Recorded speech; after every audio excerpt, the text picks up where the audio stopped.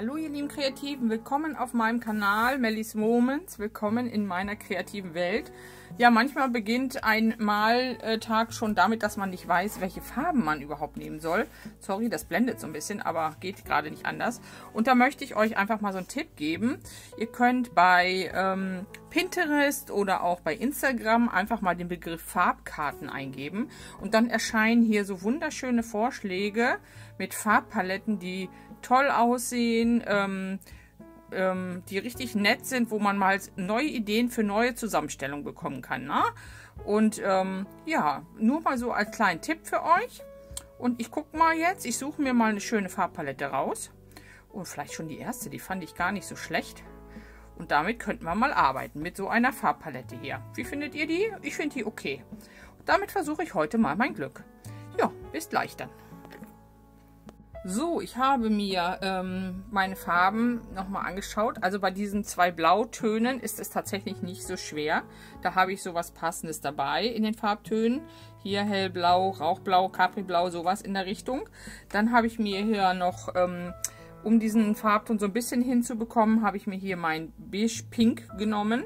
Und aus meinem Glitzerfarbkasten dann noch wunderbar dieses Pink Gold, das machen wir nochmal eine kleine Glitzerfarbe dazu, ne? Die passt hier dann super zu diesen Rottönen. Und ja, wie gesagt, es ist ja nur eine Idee. Ihr müsst euch nicht genau an die Farben halten. Wenn es ein bisschen abweicht, weicht es halt ein bisschen ab, ne? Von daher, ja, sehen wir mal zu und schauen mal, was heute daraus wird.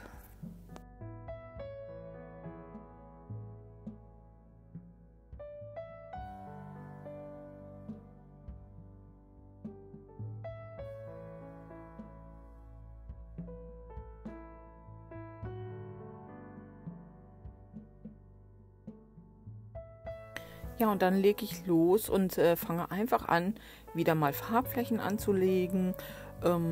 Ja, die pure Farbe, dann wird das Ganze hier nochmal mit Wasser ein bisschen verzogen. Es läuft alles, ja, dann kommen da noch gleich die Rot-Pink-Farbe, die Rot-Lachstöne dazu. Dieses helle, ganz helle Beige-Rosa, was ich da hatte, füge ich hier hinzu. Und ich fange jetzt einfach an und setze Flächen an Flächen und schau mal, ich hatte mir so dreieckige Formen vorgestellt und schaue jetzt einfach gleich mal, wie das Ganze sich so gestaltet, wie das läuft, was es für Muster gibt. Hier läuft jetzt schon mal wunderbar das Blau in diesen Beige-Ton hinein. Das gibt nachher ein ganz tolles Muster, ne? Auch nochmal einfach mit Wassertropfen in feuchte Farbe setzen. Ergibt schöne blühende Muster. Also da könnt ihr richtig mal euch ausprobieren und gucken. Man hätte nochmal mit Salz arbeiten können. Auch das sieht immer cool aus. Also alles möglich, ne? Hier ist jetzt dieser Korallenfarbton, der auch in der Vorlage zu sehen war. Ja, ich fange einfach an und spiele ein bisschen. Guckt mal, wie schön das da unten links aufblüht, wenn diese feuchte Farbe in die andere läuft. Das gibt so eine richtig schöne Reaktion und da kann man mit spielen, wenn einfach viel Feuchtigkeit manchmal ins Spiel kommt. Manche Farben, die laufen ganz toll, die machen eine richtig schöne Reaktion. No, Wasser hinein, nochmal ein bisschen dunklere Farbe hineingeben. Ja, einfach mal ein bisschen experimentieren.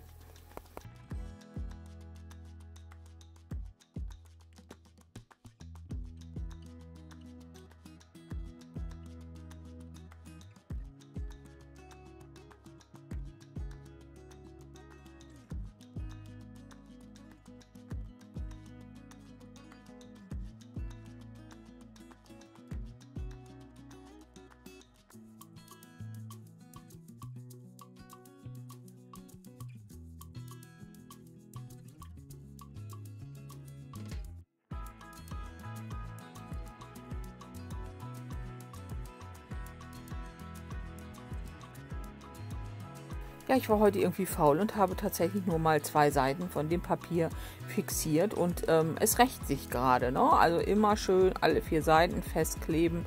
Das fing jetzt an, sich aufzubeulen und ja, kann man noch mal kurz reparieren, aber macht es gleich. Klebt das Papier schön fest und dann habt ihr den Ärger nicht, ne?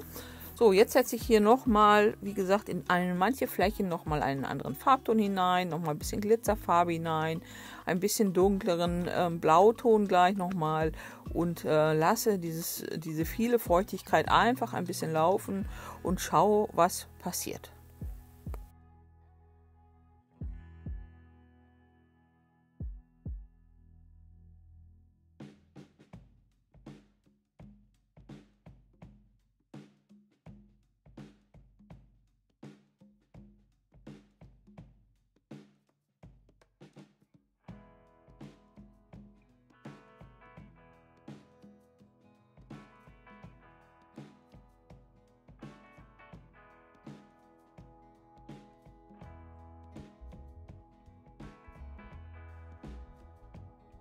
Ja, heute möchte ich ganz gezielt damit arbeiten, dass sich Farbgrenzen ergeben, auf denen ich nachher mit meiner Kritzelei und mit meinen Buntstiften wieder ein bisschen rumdudeln kann. Und deshalb gibt es hier heute keine weichen, zarten Übergänge, sondern tatsächlich, ja, finde ich das schön, gerade hier jetzt mit den Beigefarben, wo sich da diese Wasserkante aufgebildet hat, wie es aufgeblüht hat. Damit möchte ich heute ein bisschen spielen mit diesen Grenzen. Hier setze ich jetzt nochmal einfach ein bisschen Wasser an diesen dunklen Farbton, lasse es nochmal ein bisschen laufen. Das ist auch immer schön, einfach eine kräftige Farbe nehmen und mit einem nassen Pinsel nochmal ransetzen und gucken, wohin läuft es, wie verzieht sich das Ganze, was gibt es für ein Muster. Das ist einfach, ja, rumexperimentieren ist wunderbar. So, ihr Lieben, erstmal das Bild ist soweit getrocknet. Hier haben wir nochmal die Farbskala. Ja, ist jetzt nicht ganz genau, aber passt schon, ne? Finde ich von den Farben her. Ist schon schön. Und hier kommen natürlich wieder die Glitzerfarben sehr schön zum Einsatz hier. Dieses Rosa, was hier so rosa-gold so wunderschön glitzert. Ja, und jetzt fange ich an und werde das Ganze wieder ein bisschen verzieren. So, mal schauen, was mir da so einfällt. So, und jetzt fange ich an und habe den einzigen Stift genommen, der kein Buntstift heute ist, der in Einsatz kommt. Das ist ein weißer Uniball Signo. Und mit denen fange ich jetzt an und setze einfach ein paar unterschiedliche Muster hinein. Ich folge hier jetzt wieder den Grundformen, die mir in diesem Motiv so gegeben worden sind. Ja, und danach geht es dann weiter mit den Buntstiften und ich bleibe in den Farbtönen, die mir da angezeigt sind, also sprich blaue Buntstifte auf blauen Grund, bräunlich-rosane Buntstifte zu den anderen passenden Farben und da wird es dann nicht so ganz experimentell. Da bleibe ich in den Farbtönen und das sieht nachher aber trotzdem ganz spannend aus.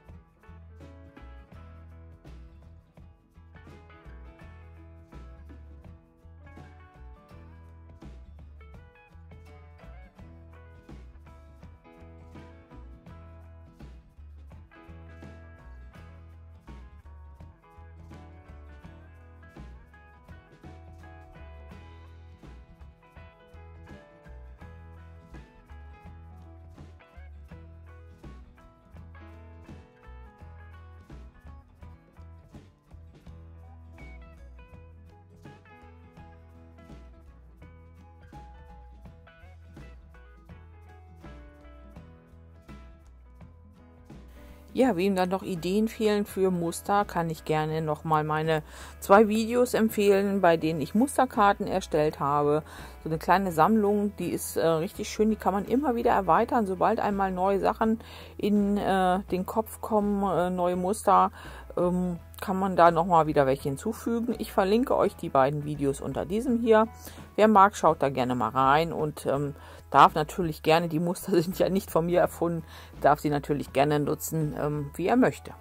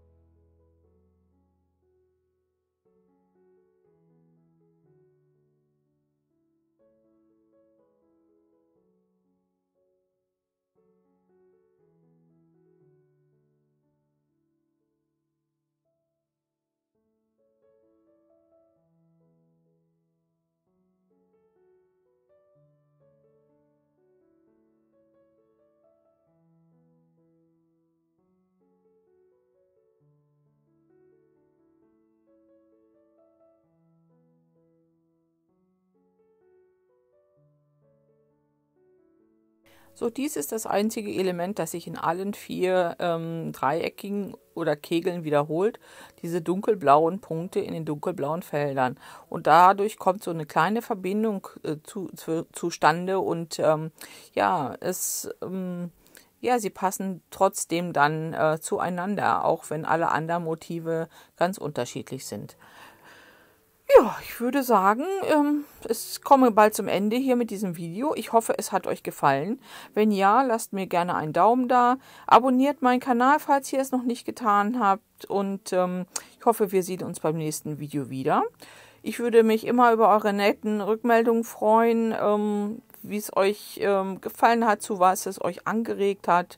Und ja, setzt euch an eure Farben, schnappt euch euer Papier und legt los. Ihr seht schon, das ist nicht schwer. Das ist keine große Malkunst, ne? Ich fange einfach ganz oft an und setze nur Farbflächen aneinander und irgendwie kommt trotzdem immer was Schönes dabei raus. Fangt an, mit euren Stiften zu malen, setzt da ein paar schöne Muster drauf. Ihr könnt auch nur mal mit Kreisen arbeiten, nur Kreismuster unterschiedlichster Art. Ja, und hier ist jetzt nochmal die Farbpalette. Hier kann man jetzt nochmal gucken, wie es so geworden ist. Und ich bin ganz zufrieden mit dem kleinen Bildchen. Okay, dann würde ich sagen, wir sehen uns beim nächsten Video. Macht es gut, eure Melanie.